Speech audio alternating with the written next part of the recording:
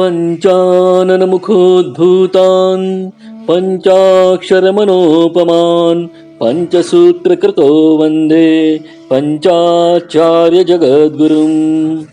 जिज्ञासू सद्भक्तांनो, जगद्गुरु रेणुकाचार्यांच्या मुखातून षटस्थल सिद्धांत श्रवण करून अगस्त्य महर्षी कृतकृत्य झालेले होते.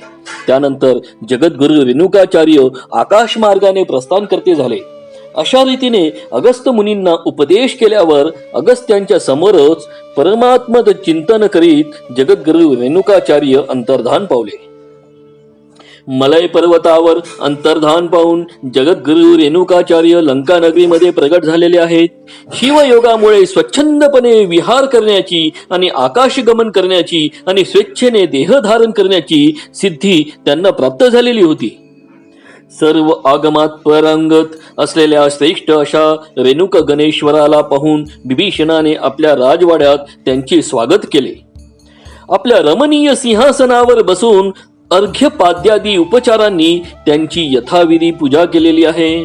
हस्त प्रक्षालनासाठी दिले जाणारे शुद्ध जल म्हणजे अर्घ्य होय आणि पाद प्रक्षालनासाठी दिले जाणारे शुद्ध जल म्हणजे पाद्य होय आणि मुख प्रक्षालनासाठी दिले जाणारे शुद्ध जल म्हणजे आचमन होय. पूजेमुळे प्रसन्न झालेल्या रेणुकाचार्यांनी हात जोडून उभ्या असलेल्या बिभीषणाला बसण्याची आज्ञा केली. तेव्हा तो दुसऱ्या आसनावर बसता झाला. समोर मनुष्य देहधारी असे साक्षात शिवच आपल्या समोर बसलेले आहेत असे त्याला वाटू लागले. त्याने हात जोडून जगद्गुरु रेणुकाचार्यांना विनंती केली, हे भगवंता, आतापर्यंत मी आपले नाव ऐकले होते. शिवज्ञान पारायण गणाधिपती अशा रेणुकाने भूलोकात अवतार घेतला आहे असे मी ऐकले होते. आज आपले दर्शन झाल्याने मी धन्य झालेलो आहे. आपण माझ्या नगरीत आल्यामुळे मी भाग्यवान ठरलो आहे. जे अभागी आहेत त्यांना आपल्या दर्शनाचा लाभ कसा होणार? मी आणि माझी प्रजा मात्र निश्चितच भाग्यवान आहोत. आपण साक्षात महेश्वरच आहात. माझ्या घरी आपले आगमन झाल्यामुळे माझ्यासारखा भाग्यवंत या जगात दुसरा कोणी नाही. शिवयोग्याच्या पावलांची धूळ घरात पडणे यापेक्षा अधिक भाग्य ते कोणते? हे रेणुका, आपल्या दर्शनाने लंकानगरी कृतकृत्य झाली आहे. आमचा राक्षस वंश धन्य झाला आहे. माझ्या जन्माचे सार्थक झाले आहे. अशा प्रकारे बिभीषणाची स्तुती ऐकून जगद्गुरु रेणुकाचार्य यांनी मंद स्मित असे केलेले आहे. सर्वांना उत्साहित करणाऱ्या आपल्या प्रसन्न वाणीने रेणुकाचार्य बिभीषणाला म्हणाले, हे बिभीषणा, तू श्रेष्ठ धर्मज्ञ आहेस आणि धर्माचरणी देखील आहेस. तुझ्यासारखी भक्ती दुसऱ्या कोण्या पुरुषाच्या ठिकाणी पाहायला मिळणार नाही. हे राक्षसेश्वरा, तू सर्व शास्त्रांचे रहस्य जाणतोस. सर्व धर्मात तू पारायण केलेले आहेस. अहिंसा, सत्य, अस्थेय, ब्रह्मचर्य, दया, क्षमा, दान, पूजा, जप, ध्यान या 10 धर्माचे तू अचूकपणे पालन करतो आहेस. केवळ कर्मकांडातच तुला रुची आहे असे नसून सर्व शास्त्रांचे शास्त्र असलेल्या अध्यात्मशास्त्रात देखील तुला गती आहेस. तुझ्याकडे एवढे ऐश्वर्य असून देखील तुला अध्यात्मात स्वारस्य आहे हे जाणून मला आनंद झाला आहे. अगस्त्य महर्षींना षटस्थल सिद्धांताचा उपदेश करून त्यांना त्याचा प्रचार आणि प्रसार करण्यास सांगून मी कैलास पर्वताकडे निघालो होतो. तुझ्या धर्मसंपत्तीची कीर्ती ऐकून मी तुझ्याकडे आलो आहे. तुझे चरित्र प्रसिद्ध आणि मंगल असे आहे. त्यामुळे मी संतुष्ट झालो आहे. तुला वरदान द्यावे या इच्छेने मी येथे आलो आहे. म्हणून तुला हवे ते माग. गणेश्वराचे प्रसन्न वचन ऐकून बिभीषणाने त्यांना साष्टांग नमस्कार केला आणि तो अत्यंत भक्तिभावाने त्यांना विनंती करू लागला, आपण भगवंता वर माग असे मला सांगितले, परंतु आपण येथे आला आहात हाच दुर्लभ असा अनुग्रह आहे. त्यामुळे काही मागण्याआधीच सर्व काही मला मिळाले असे झालेले आहे. आपण आल्यामुळे माझे मनोरथ आपोआप पूर्ण झाले आहे. परंतु हे गणेश्वरा, माझी एक अल्प अशी प्रार्थना आहे. माझा थोरला बंधू रावण हा श्रेष्ठ शिवभक्त होता. तो अजातशत्रू असून तिन्ही लोकांवर राज्य करत होता. त्याचा अतुल प्रताप इंद्रादी देवांना देखील असह्य झालेला होता आणि त्याच्याकडून पराभूत होऊन ते राज्यवैभवाला सुद्धा पारखे झालेले होते. पराक्रमी अजेय असा रावण कालगतीमुळे चारित्रभ्रष्ट झाला. त्याने माता सतीचे अपहरण केले. त्यानंतर भगवान श्री रामांकडून त्याचा वध झाला. राक्षसांपैकी केवळ मीच एकटा जिवंत राहिलो आहे. त्यावेळी रामाच्या बाणाने विद्ध आणि जखमी झालेला रावण कंठात प्राण आणून माझ्याकडे पाहून मला जवळ बोलवून म्हणाला, हे बिभीषणा, तू बुद्धिमान, धर्माचरणशील आणि विशेषज्ञ आहेस. राक्षस वंशात तू एकटा जिवंत राहिलेला आहेस आणि अज्ञानामुळे आम्ही महान लोकांशी द्रोह केला. त्यामुळे माझी अशी दुरावस्था मला प्राप्त झाली आहे. जसे विधिलिखित होते तसेच घडते. दैवगती मोठी दुस्तर असते, तिला पार करणे कठीण असते. लंका नगरीत 9 कोटी शिवलिंगाची स्थापना करावी असा संकल्प पूर्वी मी केला होता. त्यापैकी 6 कोटी शिवलिंगाची स्थापना माझ्या हातून झाली आहे. परंतु माझ्या संकल्पाप्रमाणे आणखी 3 कोटी शिवलिंगाची स्थापना तू करावीस अशी माझी इच्छा आहे. मरणमुख रावणाचे बोलणे ऐकून तुझी इच्छा मी पूर्ण करीन असे वचन मी त्याला दिले. 3 कोटी शिवलिंगाची विधियुक्त स्थापना एकाच वेळी करावी असा माझा निश्चय आहे.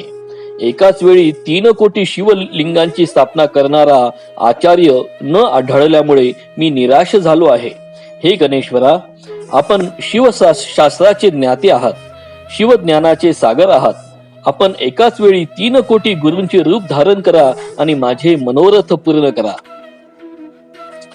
जगद्गुरु रेणुकाचार्यांनी राक्षसराज बिभीषणाचे बोलणे ऐकून तथास्तु म्हणून अनुमती दिली.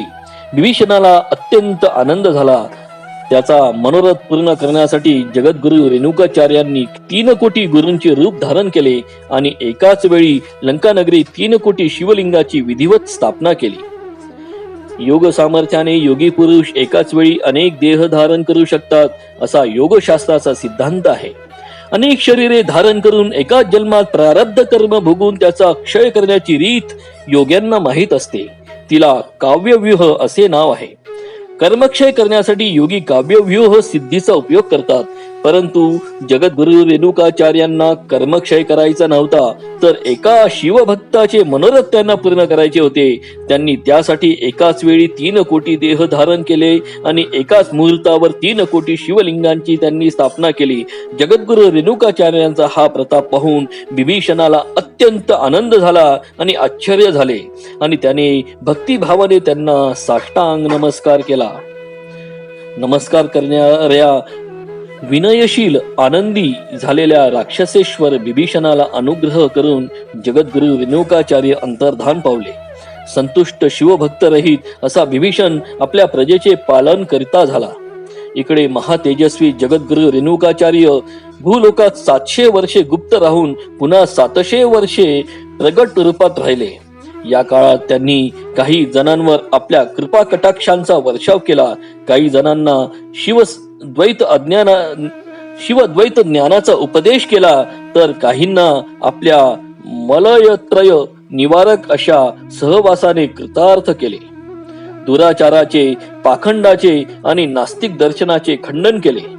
मंत्रतंत्रा सिद्धी प्राप्त केलेल्या सिद्धांना जिंकले आणि गमनात प्रतिपादन केलेल्या शिवसिद्धांताची प्रतिष्ठापना करून ज्या ठिकाणी त्यांनी अवतार धारण केला होता त्या कोल्लीपाक क्षेत्री परत आले. शिवभक्तांचा आदर सत्कार स्वीकारत ते सोमनाथ मंदिरात पोहोचले. तेथे भगवान शिवाची त्यांनी स्तुती केली. देव देव जगन्नाथ जगत कारण कारण ब्रह्मा विष्णू सुराधीश वंद्यमान पदांबुज. हे शिवा, तू सर्व देवांचा स्वामी आहेस, सर्व जगांचा अधिपती आहेस. जगताच्या निर्मितीचे तूच कारण आहेस. ब्रह्मा विष्णू इत्यादी सर्व देव तुझ्या चरणांची सेवा करतात. संसार रूप नाटकाची भ्रांती तू दूर करतोस. संसार नाटक ही तुझी लीला आहे. सर्व वेदोपनिषदे तुझ्या वैभवाची स्तुती करतात. संसार रूप रोग निवारण करणारा तू वैद्य आहेस. सामान्य वैद्य शारीरिक रोग दूर करतो, परंतु हे भगवंता, तू मात्र जन्म मरण रूपी रोग दूर करणारा वैद्यनाथ आहेस. तू सर्वज्ञ आणि सर्व शक्तिमान असून चिदाकाश आहेस. सर्व जगाचा तूच आधार आहेस. ज्योतिर्लिंगाच्या रूपात तूच प्रकाशित आहेस. सदाशिव, रुद्र, भर्ग इत्यादी अनेक लीला रूपे तू धारण करतोस. तू सत्व, रज, तम या गुणांच्या पलीकडे आहेस. आनव, कार्मिक व माया या तीन मलांचा तू विनाशक आहेस. तुझ्या कृपेने तुझे भक्त मलयत्रयापासून मुक्त होतात आणि त्रैलोक्याची उत्पत्ती, स्थिती आणि संहार हीच तुझी सहज लीला आहे. ऋग्वेद, यजुर्वेद, सामवेद हे तुझे 3 नेत्र आहेत. हे पार्वतीपते परमेश्वरा, माझे रक्षण कर. तुझ्या आज्ञेप्रमाणे भूतलावर राहून मी शिवागमाचा प्रचार करण्यासाठी संचार केला आहे. आता तुझ्या स्वरूपातच ऐक्य होण्याची माझी इच्छा आहे. म्हणून विशेष अनुग्रह करून तुझ्यात ऐक्य पावण्यासाठी मला अवकाश दे. जगद्गुरु रेणुकाचार्यांनी अशी प्रार्थना केल्यावर सोमेश्वर लिंगातून ध्वनी निघाला. वेदागम पारंगत बुद्धी संपन्न रेणुका, तुझ्या भक्तीने मी प्रसन्न झालो आहे. ये.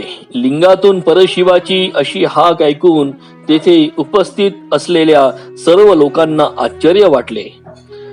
अंतरिक्षात देवांनी दुंदुभी वाजविल्या. शिवगणांनी पुष्पवृष्टी केली. सोमेश्वर लिंगातून बाहेर पडलेले दयार्द्र वचन ऐकून जगद्गुरु रेणुकाचार्य संतुष्ट झाले. आजूबाजूचे शिवयोगी आश्चर्यचकित होऊन त्यांची स्तुती करू लागले. त्याच वेळी ज्योतिर्मय सोमेश्वर लिंगात जगद्गुरु रेणुकाचार्य ऐक्य पावले. जगद्गुरु रेणुकाचार्य स्वयंप्रकाशित अशा सोमेश्वर लिंगात ऐक्य पावले हे पाहून सर्व लोकांना आश्चर्य वाटले. शिवभक्ती ही सर्व उत्कृष्ट आहे हे प्रत्यक्ष प्रमाणाने सिद्ध झाले. त्यानंतर शिवयोगी शिवाचार्य श्री सिद्धांत शिखामणी या ग्रंथाचे महत्व शेवटच्या श्लोकात समारोप करताना प्रतिपादन करतात.